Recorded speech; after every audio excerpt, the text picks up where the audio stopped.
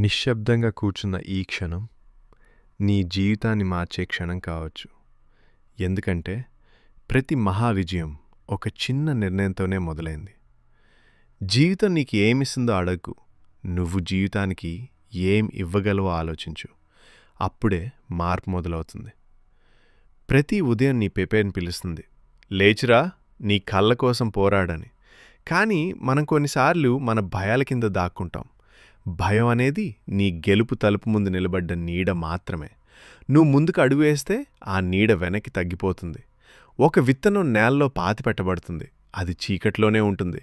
కానీ అదే విత్తనం ఒకరోజు చెట్టయి ఆకాశాన్ని తాకుతుంది. చీకటి అనేది అంతం కాదు, అది ఎదుగుదలకు ప్రారంభం. నిన్ను ఎవరు తక్కువ అంచనా వేశారు? పర్లేదు, నీ విలువ నీకు తెలిసింటే చాలు. నువ్వు ఓడిపోయిన రోజులు గుర్తున్నాయా? ఆ రోజులు నిన్ను బలంగా మార్చాయి.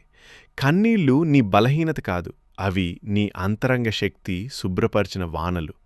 ప్రపంచం వేగంగా పరిగెడుతోంది, కానీ నీ ప్రయాణం నీదే. పోలికలతో నీ శాంతిని కోల్పోవద్దు. సూర్యుడు ఉదయించే సమయం వేరే, చంద్రుడు వెలిగే సమయం వేరే. అలాగే ప్రతి మనిషి విజయం సమయం వేరే.